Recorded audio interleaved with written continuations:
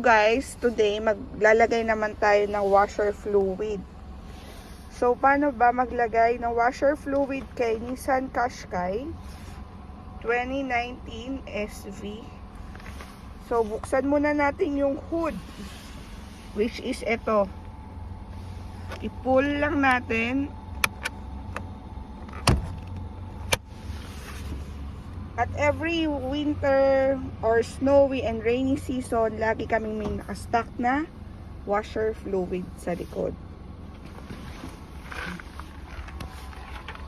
Kasi gamitin yung mga washer fluid kapag maulan at snowy.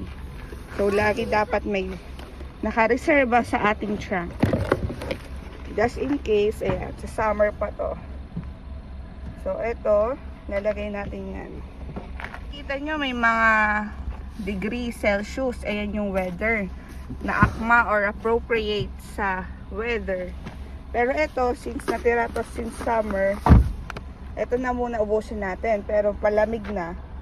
Sa winter, mas mataas na Celsius ang piliin natin. So dati guys, takang-taka ko paano buksan to. Yun pala, ipipress nyo lang yan. Kasi nakaharang to, diba? So, papasok nyo lang yun. Tsaka nabuksan. Nakabukas na yung hood. Obviously, may awang siya. Tapos, parang may lever dito. Itong dilaw, iaangat nyo lang yan. Mabigat to, guys. Kaya kailangan, kapag inangat nyo, may pwersa kayo at dahan-dahan. At huwag nyo basta-basta ibabagsak kasi baka mabagsakan kayo ng hood. So, ayan, kailangan pumasok yung kamay nyo dyan at iaangat nyo yung pag ganon.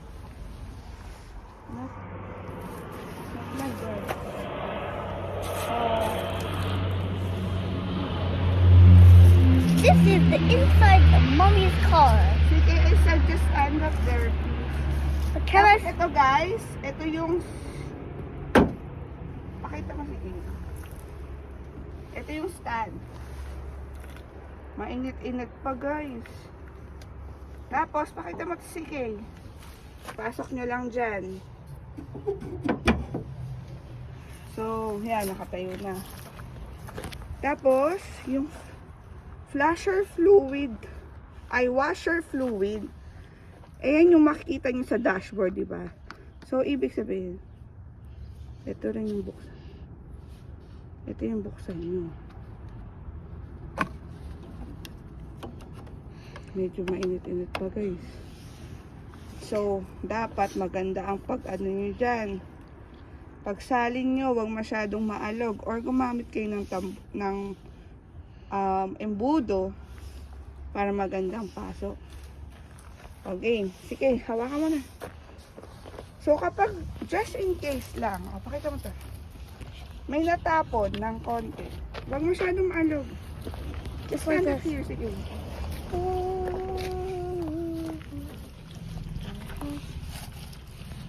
Just in case may natapon ng konti.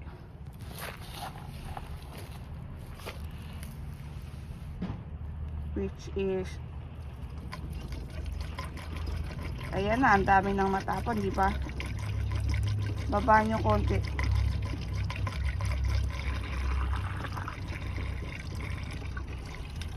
Steady.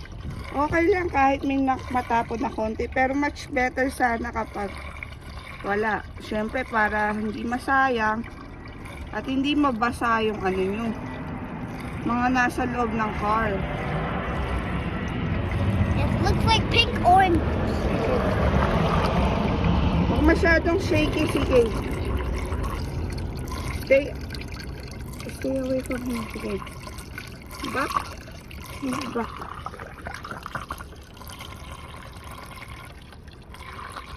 Mahirap din kapag masyadong mahangin kasi yung liquid, hinahangin siya. Lalo na kapag winter. Kaya sana may nakastock na embudo sa trunk nyo. Pero pwede na to. As much as possible lang, wala sanang tumulo na. With all of the washer fluid? Yan. Minsan nga guys, ang dami kong natatapon eh. Ngayon. And do not forget, Don't close it. Don't close it. Don't close it yet. CK, it's done. It's full. Let me fill it with. Do not forget to close this cap. Magkaklasp naman yun. So, i-close, don't forget guys ha, i-close yung takip. Tapos, ibalik natin to. Siyempre. Yan. Tapos, He'll eat. pag usod ka konti, sige. Kapag i-close na siya, medyo pabagsak siya, pero alisin nyo agad yung kamay nyo. And there's one thing there. See? Hindi siya nag-close. CK, kasi huwag ka lumapit, CK. Parang padabog siya. Pero masyadong malakas yan, guys. Pero tingnan nyo naman. Nag-lock na siya. And make sure nyo na naka-clock na siya. Ay, naka-lock na siya mabuti. Clock tuloy. Kapag di nyo na makita yung lever or yung yung kulay dilaw kanina, 'di ba? So ibig sabihin, lock na ng maayos yung hood. And nakakama na siya, 'di ba? Wala na siyang space. And makikita nyo naman, bumalik na siya sa pwesto. So yun lang guys.